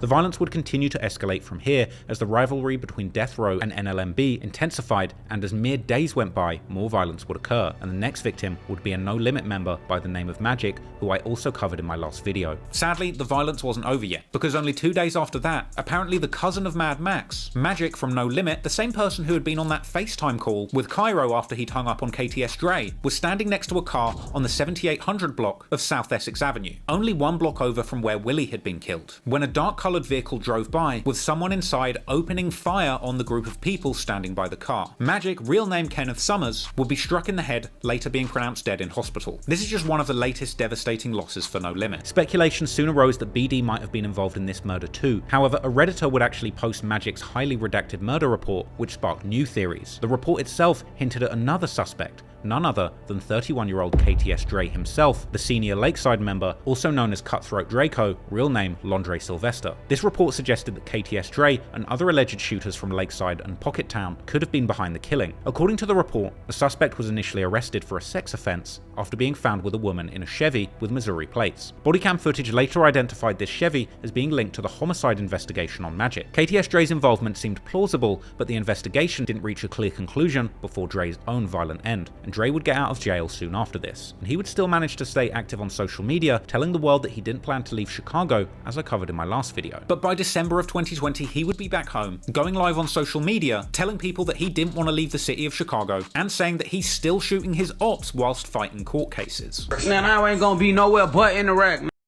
I'm over east, no block soldier, man. We ain't shooting from no car, we just trying to get close. Talking about, am I in Iraq, man? I just had court in Cook County today, man. You talking about? Bro, you need to leave the city, unless they gonna get you. Dre then tells his ops to come and kill him because he's tired of them threatening him. Sooner or later. Sooner than later, y'all. I'm tired of this. Come take me out this shit. I can't take it no more. Y'all be pissing me off with that shit. Y'all been threatening me for 20 years, bro. It's y'all sad song. KTS Dre clearly had No Limit on his mind during this period. That month he also released the song NLMBK Part 2 alongside KTS Rio, which had lyrics seemingly aimed at G Herbo, saying that he's still on the block, unlike these rappers who only act gangster. KTS Dre would be in and out of jail for the next couple of years until he met his untimely demise in 2021, but before that would happen, there would be yet more skirmishes in the streets between the younger generation, with the next loss being a tragic incident aimed at members of Death Row. Savo, whose real name was Duhwan A. Curry, was a prominent figure in Death Row and a rising star with a reputation that resonated across the streets and in the music scene. He was known for tracks like Applying Pressure featuring Fat Lord, and things like this had made Savo a top target within the Death Row crew. His music was a blend of the street tales and braggadocio, capturing the essence of his life on the edge of the gang conflict, with him rapping about toting guns and asking his ops who wants to smoke. On September the 7th, 2019, while on house arrest, Savo was gunned down on the 10600 block of South Avenue around 9 p.m. He was struck in the abdomen and leg and was rushed to the University of Chicago Medical Center, where he was pronounced dead. At just 18 years old, his passing was a crushing blow to Death Row. The streets were rife with speculation linking Savo's murder to the ongoing gang feud with NLMB, and rumors circulated that NLMB members might have been involved in the shooting. However, these claims remain unverified, with some claiming that Savo was actually killed by a set of Latin kings called the Dragons. Regardless, the tragedy was particularly hard for BD, a close friend of Savo, who was visibly affected by the loss, as evidenced by his emotional Facebook post 21 months after Savo's death. The murder of Savo represented a significant loss for Death Row, something members of NLMB would be particularly proud of, providing them with a form of revenge for previous losses like Scooter and G Will. On February the 9th, 2021, No Limit Faro released a track titled Real Facts, which included a direct diss aimed at Savo. Savo's death not only highlighted the deadly nature of the gang conflict, but it also underscored the brutal cycle of violence that was persisting in this area. His story is a stark reminder of the high stakes and relentless tension characterized that echo through the lives of those involved. One day you're dissing your dead ops, the next day you are the dead op. And unsurprisingly, this moment of celebration for No Limit members would be short-lived, and it wouldn't be long before they were mourning once again. The next loss would be that of Breezy Lord. Born Terrence Brooks, he would fall victim to the streets on November the 26th, 2019, marking yet another devastating blow for NLMB in the midst of their ongoing war with Death Row. Breezy Lord was a veteran member of No Limit and a generation older than the likes of Zello and Savo. That fateful night, around 9:15 p.m, Breezy Lord stepped out of the car in the 8300 block of South Crandon Avenue. As he did, a male assailant approached and opened fire. Breezy tried to flee, but the gunman pursued him relentlessly, firing multiple shots. Breezy was struck several times in the head and collapsed nearby, succumbing to his injuries on the spot. The scene was grim, with Breezy pronounced dead by the time the authorities arrived. The murder of Breezy Lord was particularly significant as it underscored the escalating violence that didn't discriminate by generation. NLMB was losing members from every era. Breezy and Magic, both representing an older generation that had seen the gang's rise over the years, still falling victim to the war that was plaguing the younger generation. The losses would continue, painting a bleak picture of this ongoing conflict with no end in sight. The impact of Breezy Lord's death was felt particularly within NLMB, especially by G Herbo, who paid tribute to his fallen comrade in the track Whole Hearts from his 2021 album 25. In the song, Herbo raps mournfully that he lost his homie Breezy, a poignant reminder of the void left by Breezy's death, with his passing resonating not just within the gang's hearts, but in the broader hip-hop community and the music that would make history, documenting the goings-on in the area. As NLMB continued to grapple with these losses, the cycle of violence would persist, with each murder fueling further retaliation. And unfortunately for No Limit, the next person to lose their life would be another affiliate of theirs. The cycle of violence continued on December the 1st, 2019, with the murder of Markel D. Sheard, better known on the streets as G. Dotty. At just 21 years old, Dotty was walking through the neighborhood of the 7500 block of South Colfax Avenue when his ops caught up with him. It was around 3:11 p.m. when Dotty was in his own world, listening to music with his AirPods in, when a vehicle pulled up beside him. Without warning, shots rang out from the car and Dotty was hit multiple times. Chicago police arrived quickly, but it was too late, and Dotty was pronounced dead at the scene. He was a member of the No Limit clique that was suffering devastating losses throughout this period. However, Dotty's roots ran deeper than No Limit, with connections to the M60 clique, a younger generation of a crew called ABK, and in his honor, NLMB and ABK begun referring to Dotty Road, naming the area in tribute to their fallen friend. The killer behind G. Dotty's murder was later identified as Aero, a member of Death Row, according to Fa, with G. Dotty's murder report apparently confirming this, along with Death Row members who apparently confirmed it too. Aero's death became infamous, not just for the murder itself, himself, but for the extreme level of self-snitching that would follow. As what can only be described as a case of hardcore self-incrimination, Aero seemingly confirmed the details of Dottie's murder, boasting that Dottie had been shot 19 times and left to die next to a garbage can. This was a tragic period for No Limit. The violence was relentless, and things were spiraling out of control. This gang war had been going on for decades at this point and leaving scars on everybody involved, as well as a trail of bodies and cycle of revenge that at this point seemed impossible to end. And it would seem the trend of the younger generation of death row members and their allies taking out older veterans affiliated with the No Limit crew would only continue. However, in the midst of the younger death row members causing a huge threat for the older generation of No Limit, ultimately the most prominent older member of the Lakeside crew, KTS Dre, would ultimately get caught himself in the most brutal way. Clearly, KTS Dre was the biggest target for No Limit, who had been beefing with him personally for over a decade at this point. And while perhaps for a time his incarceration had saved him from his enemies in the streets, Dre was clearly marked for death. And in one of the most brutal incidences of violence Chicago has ever seen, he would be targeted from the moment he set foot out of prison. As I covered in my previous video, Dre was shot as soon as he was released from jail, being gunned down in a hail of 64 bullets that took his life in front of his own family. Whilst KTS Dre was still on house arrest for another charge where he'd apparently wrestled a cop for a gun after a traffic stop, with him apparently violating the conditions of his bond and being sent back to the Cook County Jail in June. But within a month, Dre would be eligible for bail, and his girlfriend would post his bond on July the 10th, 2021. Dre would have to put up $5,000 and wear an ankle monitor as part of bail conditions. But unfortunately for Dre, he would never even make it home to serve his house arrest. Because as he was leaving Cook County Jail after bailing out, a car pulled up around 8:50 p.m. with two men said to have fired dozens of shots. A total of 64 shots would strike KTS Dre, real name Londre Sylvester, with him later being pronounced dead. After the murder, police were seen putting dozens of evidence markers around the scene, with the news of this brutal shooting once again making its way onto the TV news. A man is dead after a shooting right in front of the Cook County Jail. Chicago police say a 31-year-old man and a 60-year-old woman were walking when two people got out of a car and fired shots, striking them both. The man suffered gunshot wounds to the face and chest and was pronounced dead at Mount Sinai. Footage from the scene shows several evidence markers placed on the street and near the sidewalk. A man named Londre Sylvester was leaving the jail. He went by the rap name KTS Dre. He'd just been bailed out, and police say he was ambushed by two men who got out of a vehicle near the jail. Sylvester was shot as many as 64 times and pronounced dead at Mount Sinai. In the aftermath of Dre's death, his sister would claim that somebody must have given his location away, and his mother claimed that it was too dangerous to even hold a funeral for him. Naturally, they would fear rivals coming through and shooting the memorial up, ironically something that KTS members had allegedly done to their rivals from No Limit many years before. With that in mind then, it's no surprise that following KTS Dre's death, No Limit members would mock him relentlessly. Cairo would initially pretend to mourn KTS Dre's death, clowning on Instagram and pretending as if he was genuinely upset about the loss, playing emotional music over pictures of him smoking as if he was sad. Meanwhile, Lil Wet would post a facepalm emoji on IG, others would mock Dre for being shot 64 times, posting up that they're going to go and play Nintendo 64, whilst others would make posts suggesting that messing with No Limit was a bad decision. Many said that they were smoking on Dre, some posted pictures in tribute to Mad Max, EVK Juby celebrated with a big drink, NLMB Jock mocked him, meanwhile many on the KTS side of the war would mourn their loss. Lil Art paid tribute, saying that his killers are going to avenge Dre and that he will see him soon. Ultimately, the death of KTS Dre represented the final chapter in a nearly 10-year-long feud. While it's not definitively clear who was responsible for the killing of KTS Dre, what is clear is that this beef has escalated so much over the years that it was unlikely that KTS Dre would ever be able to live a long life in the city of Chicago. And while No Limit members were celebrating the death of KTS Dre like no other, sadly this would not represent the end of the war by a long shot. Because even if one of their most feared ops was off the street, there would still be an endless supply of enemies and their surviving relatives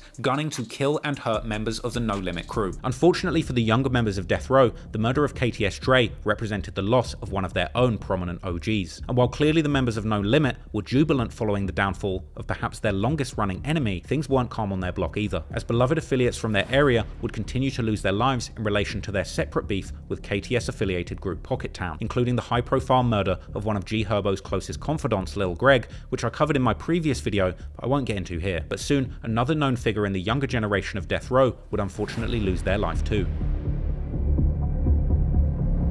On January the 2nd, 2020, the streets of Chicago would catch up with one of the most dangerous members of Death Row, Aero, real name Michael Portis, who was only 17 at the time. This all went down when Aero and his homie Fat Lord apparently decided to slide on some Dragons, members of the Latin Dragon set based out of 83rd and Muskegon, also known as Dragontown. The Latin Dragons had been at odds with sets like the big time LKs and Death Row, so when Aero and Fat Lord rolled up in a turquoise SUV, they were looking to settle the score, but this time things didn't go as planned. It was around 3:45 PM that day when Aero and Fat Lord made a U-turn at the end of the street, parking the SUV nearby. Armed with 9mm handguns, they got out and started shooting. Their target, a 24-year-old neighbor of Elvis Garcia, managed to escape with just a wound to his arm. Garcia, a 39-year-old civilian, wasn't so lucky. He was struck multiple times as he ran into the street, but Garcia wasn't defenseless. With a valid concealed carry license, he pulled out his own .40 caliber pistol and returned fire. Aero was hit, and this time the wounds would be fatal. Fat Lord wasn't unscathed either. He took 2 bullets, one in the arm and one in the lower back, but in a stroke of luck, Fat Lord managed to drive himself to the hospital, ultimately wearing the very same clothes that he had on during the shootout.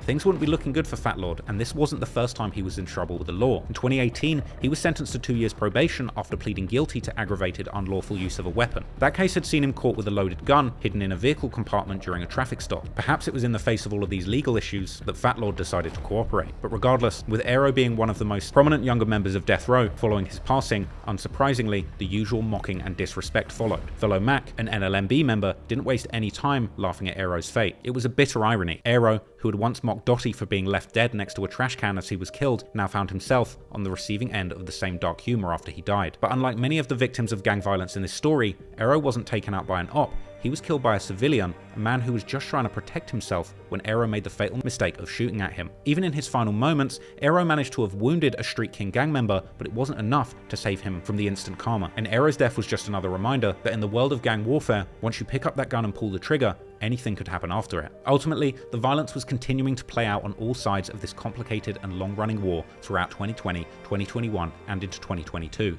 The latter of which would see yet another No Limit member sadly losing their life to the streets as well.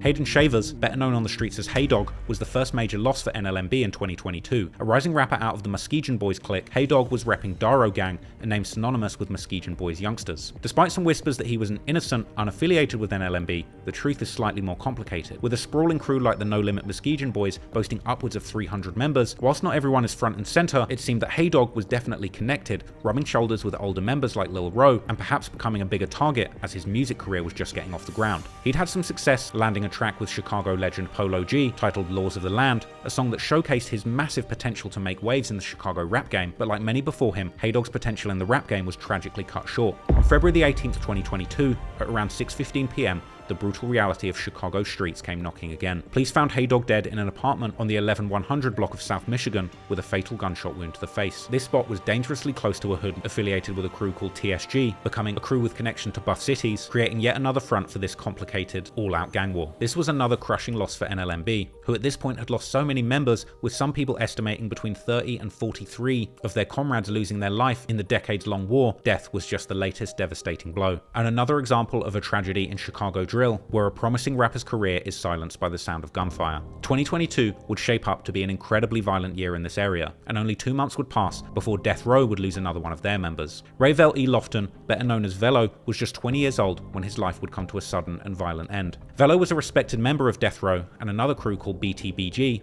and his name apparently carried weight in the streets. But on April the 10th, 2022, Velo found himself far from the familiar battlegrounds of Chicago in a place called Rantoul, and it was on the 600 block of St. Andrew's Circle inside a home when things went south. By 9:30 PM, Velo was pronounced dead, the victim of a shooting that apparently stemmed from an altercation. The man behind the trigger was allegedly Quionte D. Cheney, an 18-year-old who was quickly arrested for the murder. The news of Velo's death traveled quickly through the Chicago streets, and the way that Drench Gang celebrated his demise, it almost felt as though someone close to GME or NLMB must have been responsible. This suspicion was fueled by the fact that after Velo was taken out, NLMB and Drench Gang members took to social media to diss him extensively. Faro, Varu, Muwop, and Lil Hot were among those who couldn't resist throwing shade at him after he lost his life. Even G Herbo, one of the most prominent rappers from No Limit, would get involved in the celebrations too. After Velo's death, Herbo would publicly shout out Drench Gang's Faro and a few other No Limit Drench Gang members, adding fuel to the theories that they were indeed involved. But for those celebrating the latest death of their rivals, it wouldn't be long until they too were mourning again. Daniel Smith, better known as Shine, was a known figure in the streets from the Terror Town era. Seemingly with some ties on both sides of the war, he had been seen vibing with members from Black Mob, as well as rubbing shoulders with OGs from No Limit Muskegon Boys, including the likes of NLMB Faro's father during their golden days of freestyle sessions. Wait, yeah, he can run the 5. Okay. You know who it is. 3 feet. React. Who true it in? Don't bother, stress yourself. I go harder, I stretch the wealth. No suicide doors, but the car make you stretch yourself. The car ain't even stressed itself. I'm a problem. You got one? Call her. How come you haul her? Whoa!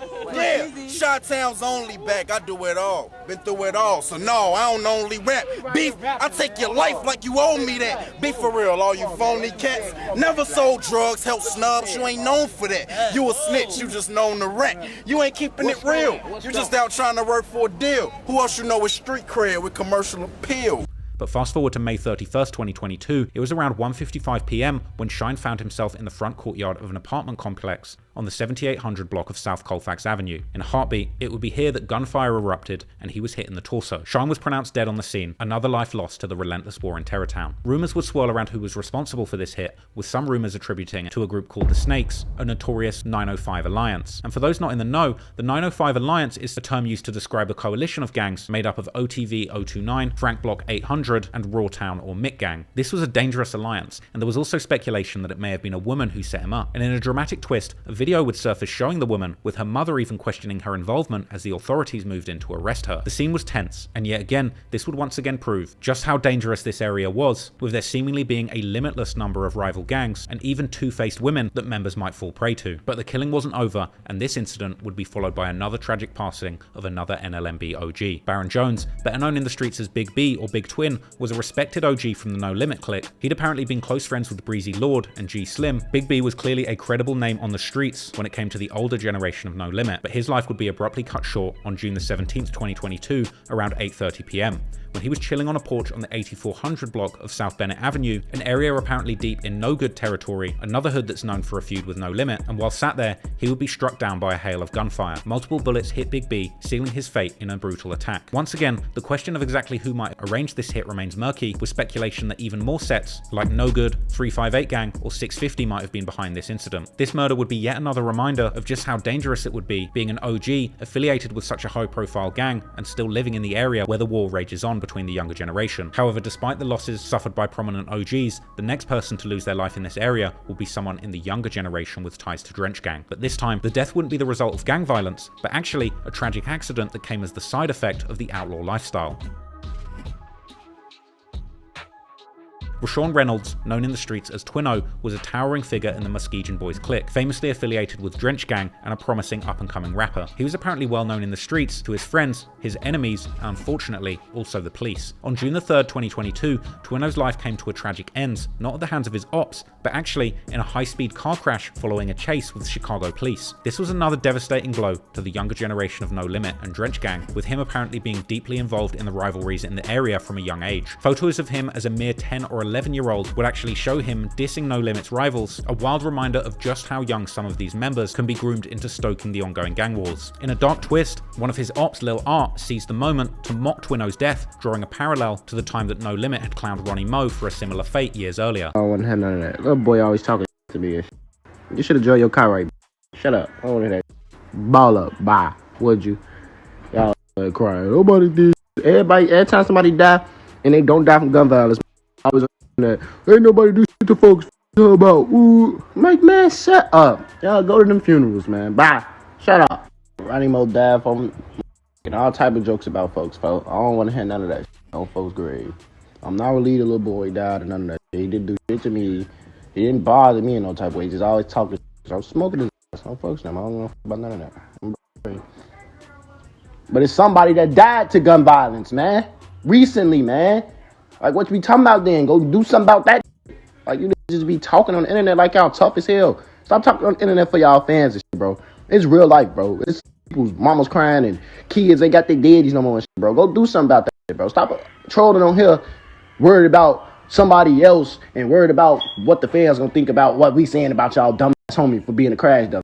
Oh, Black the Rank, that was nice. Yeah, that's the one that came down that block when they shot each other, but I ain't on recording, but it. Hey, where you was at? 50th? 59th right there, I mean. 59th. Damn, you dead dumb.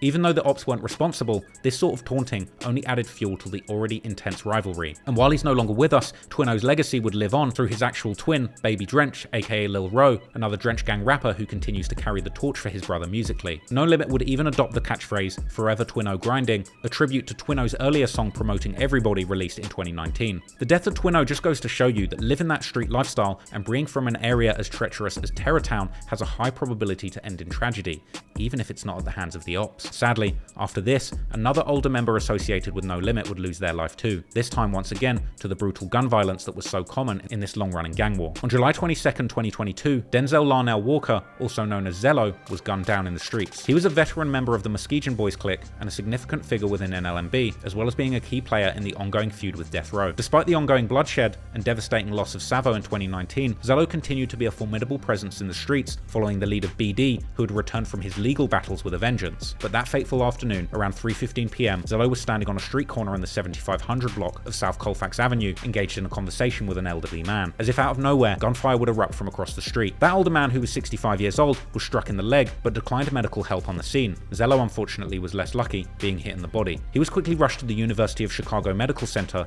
but was sadly pronounced dead upon arrival. Initially, there was some confusion amongst Redditors about Zello's affiliations. Some speculated that he'd been killed in Black Mob territory. However, as it turned out, Black Mob had actually lost control of that area, which had actually become a hotspot for No Limit members to linger, creating a dangerous environment where anything could pop off at any minute. Funnily enough, prominent No Limit veteran Cairo, in an interview, would clarify that this territory was now under No Limit's influence following Black Mob's decline due to their inactivity.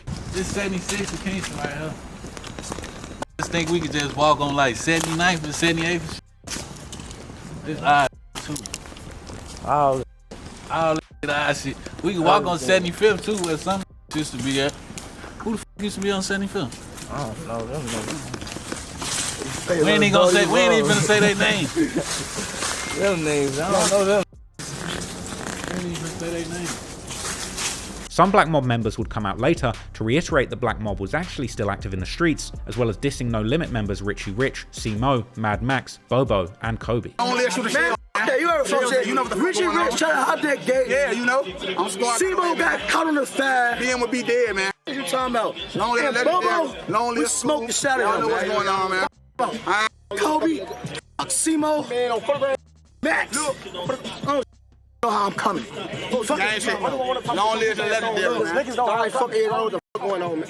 Stupid. It's a gang thing. Far would confirm Zello's killing as Death Row's work on his Instagram story, cementing the fact that Zello's death was a direct result of the ongoing feud, in posts where he appeared to name 5 ops that were killed by their gang. One theory circulating in the streets suggested that BD, known for his relentless pursuit of his enemies during this time, was actually behind this hit, as he was the individual credited with putting in the most work against their rivals, according to Death Row and Buff City affiliates. The next person to lose their life would once again be related to No Limit. Frederick Dunn, also known as Freddie NLMB, met his tragic end on August 4th, 2022. Freddie was on the 2600 block of East 75th Street when a gunshot rang out and a bullet struck him in the head. He was rushed to the hospital, but like so many before him, the wound ultimately proved fatal. Freddie's death would be another example of how the beef between No Limit and their rivals continued to spill over in territories that were once strongholds for other gangs, as the location where Freddie was killed had since lost its association with the Black Mob crew, but this hit was allegedly orchestrated by a member called AWOL, who hailed from Black Mob, real name Dow Artistiante. AWOL, age 42, was initially charged with Freddie's murder, but in an unexpected twist, that charge was reduced to only a gun charge. For Freddie, it didn't matter that he was an older member with a degree of separation from No Limit's current conflict, because in the eyes of the ops, any loose affiliation with a rival gang was enough to make him a target, and sadly, once your face has been associated with the enemy in the Chicago gang wars, people really don't forgive and forget. Once again, speculation would arise on internet forums that perhaps BD had been involved in the hit, but once again this is unverified. The war between No Limit and their enemies would show no signs of stopping, and 2022 was shaping up to be one of the most violent years in history for these East Side gangs. Just weeks after the murder of Freddie, tragedy would strike once again. but this time the loss would cut even deeper, with the victim being a name beloved by the younger Drench Gang members. Lil Trey Young, real name Kenneth Rufus, was just 18 years old when his life was brutally taken on August the 27th, 2022. It was around 1:30 AM when Lil Trey was sitting outside the 500 block of West 87th Street. A resident inside the house was startled by a loud disturbance, only to step outside and find Lil Trey riddled with gunshot wounds to his body and head. And despite being rushed to the hospital, there was nothing the doctors could do, and Lil Trey was pronounced dead, marking the 7th loss for NLMB in an extremely short time span. Initially, fingers were pointed at death row members, once again with people speculating that BD might have been behind this hit. Yet unlike other situations where death row members would celebrate after the murder, like what happened after Willie was killed, this time death row remained fairly silent, and the hit on Lil Trey Young would actually go unclaimed, adding a layer of mystery to this already tragic event. For the Muskegon Boys clique, of which Lil Trey was a part of, his death was a devastating blow. As a younger member with ties to Drench Gang, this incident hit many of their members hard. Not to make light of the extreme violence that was happening around this time, but it really did feel like in 2022, bodies were dropping like flies between both of these gangs. And with the internet whispering rumours that BD from Buff City may have played a major role in many of these murders, as many as 10 by some estimates, it wouldn't be surprising that he too would become a high-profile target. And unfortunately, in this relentless wave of bloodshed that played out in 2022, sadly for Death Row, BD's name would ultimately end up on the list of victims.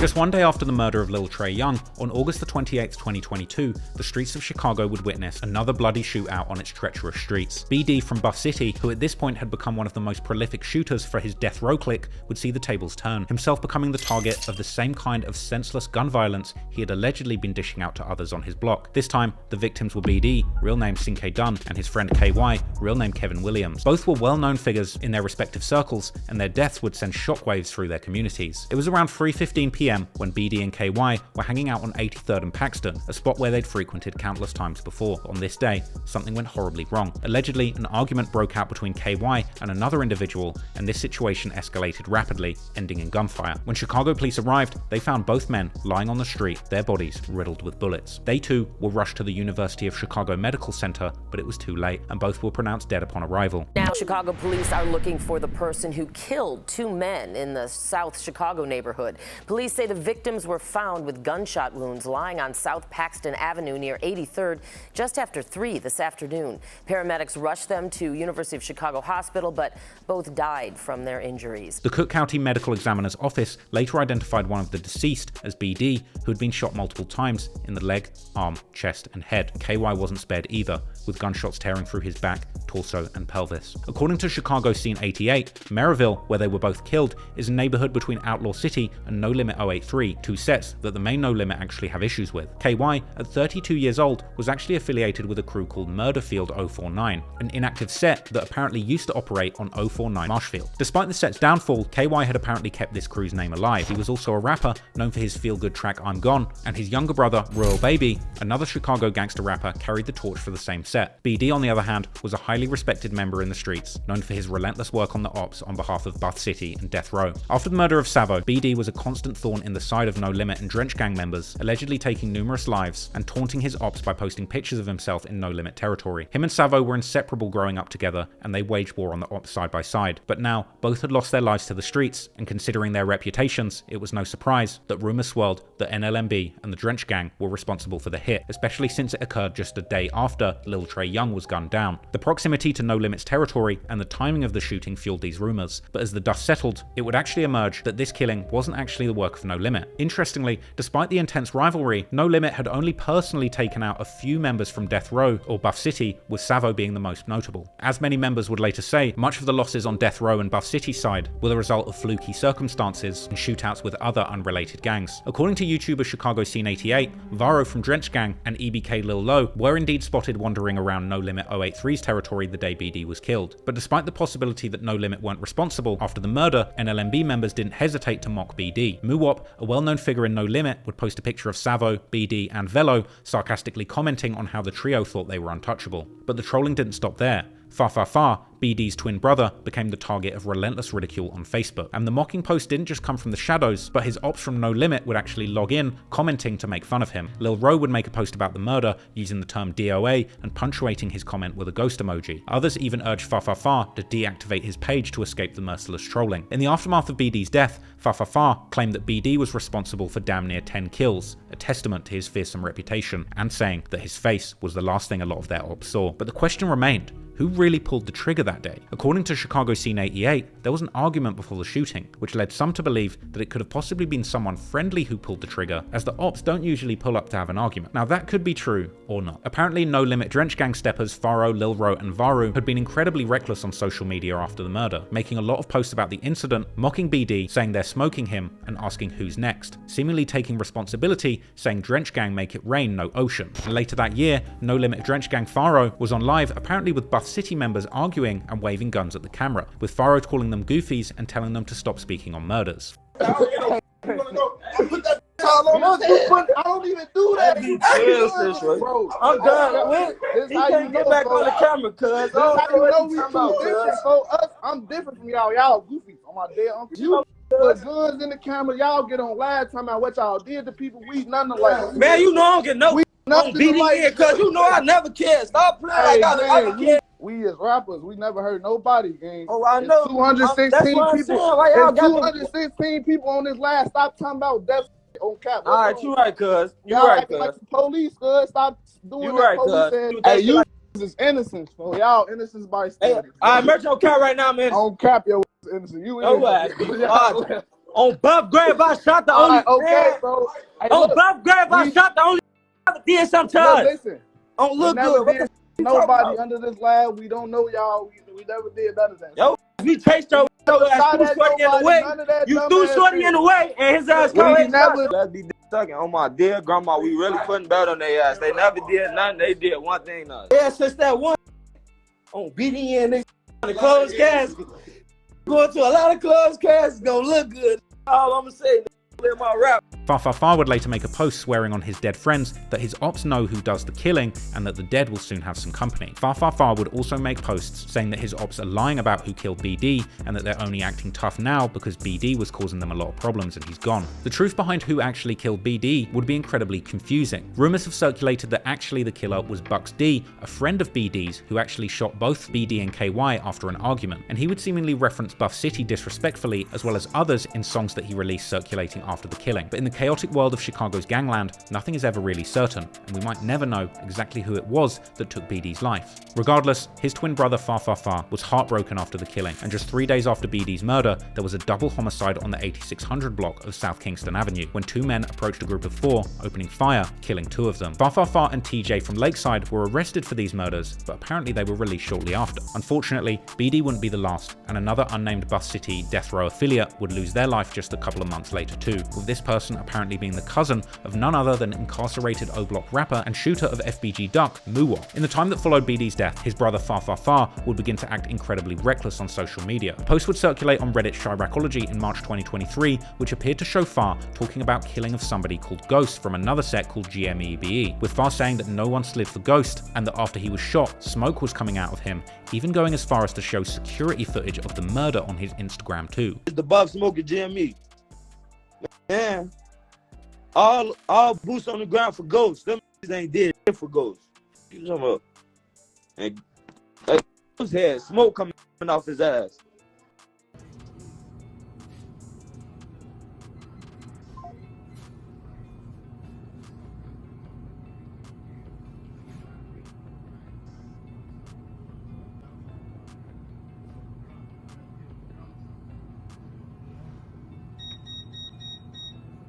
With Fa continuing to make posts about the gang war on social media. Another post he put up says how he misses BD and that life hasn't been the same since he passed. And in a since deleted live which was discussed on Reddit Chiracology, users were apparently in shock to have allegedly witnessed Fa openly claiming that his gang had killed 7 members of No Limit, even going as far as to say BD is looking down on his ops and would be disappointed for them being scared and broke. Fa would vow to make his twin proud and went on to make posts saying to check Spot News because his gang handle business and that he's the reason his ops are getting chased. streets. Perhaps unsurprisingly, later that month, Fa would once again find himself on the wrong side of the law, being arrested on the 18th of August 2023, interestingly, far away from Chicago in Ohio, and he would be indicted soon after this in November of the same year for unrelated drug charges, with Buff City and Death Row affiliates making posts soon after calling for the release of Snitch K Fa. Speculation on Reddit in the comments would suggest that he was actually lucky to be arrested because he was on the warpath in the streets on behalf of BD and was likely one of the biggest targets for his rivals at this point. BD's death wasn't just a loss for Death Row, but it resonated with the wider Lakeside from the older generation of the gang as well. Death Row, Lakeside, and Buff City formed a tight-knit clique, and BD's presence was felt all across them. Jackboy Dez from Lakeside often shouted out BD in his songs, like the track Hit Up, where he rapped, "That's how you come in BD? Hit his ass over like 3, made his ass fall to his knees, he should have been quick on his feet." BD was apparently a force to be reckoned with in the street, and rumours of his involvement in numerous murders of No Limit members still circulate to this day. But his role as a killer apparently didn't stop in this war. He had allegedly gone to war with GME and Buff City's other ops in the area, allegedly claiming lives of members from numerous gangs, earning a reputation that very few could match in such a short space of time. After his death, his homies claimed on social media that BD had indeed been up 10 bodies, making him one of the most feared figures in the ongoing gang war. But, as is often the case in the streets, even the most feared can fall, and when they do, the cycle of violence only intensifies, with each loss fueling the fire that continues to consume Chicago's neighborhoods. BD's death stands as a haunting reminder of the violent and unpredictable world he was a part of. His murder, another brutal chapter in the ongoing gang conflicts, was not the end, but rather a catalyst for more violence. BD's story, therefore, serves as a stark, cautionary tale of how deeply entangled lives are within the gang culture. It's a powerful narrative that underscores the heavy cost of street violence, not just for the individuals directly involved, but for entire communities. BD's life and death illustrates the brutal reality of the gang war and often cyclical nature of violence, where each act of aggression breeds yet more violence in return. The ongoing saga of deaths and retaliation that followed BD's murder highlights the profound and tragic consequences of living a life entrenched in such conflict. This story doesn't intend to glorify or glamorize the gang or killer lifestyle. I'd like to think that this story made it being involved in gangs incredibly tragic and something to be avoided. Interestingly, unlike some of the other famous killer rappers with high body counts like King Von or Lil Jeff, BD seemingly did very little while he was alive to try and capitalize on his reputation as a prolific killer. BD was waging war on his block, apparently for survival, not for clout. And this is a distinction where I could say that somebody like BD can't really be put in the same serial killer category like King Von could. If some rumors are to be believed, BD did indeed kill more than 2 people with more than a month in between the murders. However, he seemingly wasn't driven by a sense of personal gratification or fame, and he wasn't attempting to let the world know that he was a prolific killer in rap songs. He's much more of a person placed in those kill or be killed circumstances endemic in the Chicago streets. Unfortunately, with BD no longer with us and his twin brother Fa still being incarcerated for the homicide that took place days after BD's death, now the once formidable Death Row gang are no longer as dangerous as they once were, with some posts circulating on the Chirac Hits subreddit page as recent as June 2024 suggesting that actually Death Row died when BD died, and that now No Limit members and Death Row's other ops have taken hundreds of pictures on Death Row's block. The once fiercely defended stronghold is now a location where rival gangsters would go to take pictures and show the world that they no longer have to fear the killers who once dwelled in those streets. Now, this isn't necessarily strictly true, as in July 2024, members from Death Row, aka Savo Gang, would do a hood vlog where they denied rumors that the gang had gone extinct, claiming that only a few people had actually died. A lot of people on Reddit been trying to say like Death Row ain't been active since like 2019, or Death Row been like, you know, extinct. Hey, look, y'all, wait. Extinct, hold on. Fuck be extinct, I ain't gonna lie. Only like 4 people died though, and like, dang, like, you know, like the ops ain't killed, how the fuck we extinct, gang, you know? They would call the death of BD fluky and claim that the ops hadn't touched them since 2019, hinting at the fact that many of their members had been lost in unusual circumstances that had nothing to do with the war with No Limit. You know that, and 4 of them died all fluke. I can't tell you they touched them. I ain't did that since 2019. I'm from the grave on C's.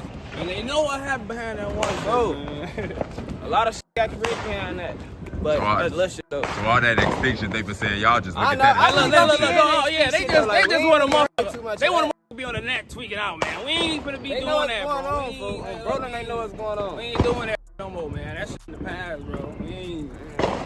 Yeah, they can't tell you they up on us. Oh, bro. It's 2024. Still playing the block. They ain't getting no money, man. On the rap side of things, there's other people coming out of Buff City continuing to make music. One example is the rapper Montana ATM, who's been dropping music through 2023 with his track Play for Who, Part 1 and 2, keeping his block relevant musically and continuing the legacy of BD's Snitch K movement in his lyrics, with fans on Chiracology calling his music fire and saying that Montana is keeping Buff City relevant with his hit songs. And even as recently as a couple of months ago, he dropped a vlog on his YouTube channel called Live from the Buff Episode 1, where he and his friends showed off a menacing arsenal guns on their Buff City block, telling people not to come there. Safe for her, bro. Like, you know, you can have your come over there. Ain't nothing gonna happen to her. I'm out there, homie. She all State Farm. All the hoes State Farm. Don't be coming to shoot us. I don't know what it is on BD. Switch gang, switch gang, switch gang. Come on, walk that way. Walk a little bit. Real Jason switch. We don't even know what the fuck doing to me. The vlog would end with members saying long live their fallen members, including BD, as well as saying Free Fafa, and even pointing out that BD wasn't killed by their enemies. Long live Wayne Gretzky, long live Ethan, long live Cuddy, man, long live, you know, come on, man, all the guys, man. Don't let BD know what's going on. Free Fafa, man. You know this, come on, man. Snitch K. And can't no ops really speak on nobody. I just see it, because there's don't be no belt on nobody. Folks, man. Let's get that on. We lay the belt. Yeah, I just see it ain't that bad. No nigga that claim they're tool with us. Real life. Freedom members, freedom real takers, man. Apparently, this new set, TSG from Buff City, aren't actually as into it with No Limit like Death Row was. But regardless, this whole story is yet another reminder of how senseless Chicago violence can be, and that there truly are never any winners in this never-ending game of last man standing. I hope you found this story interesting, and most importantly, rest in peace to everyone in this story who lost their lives far too young.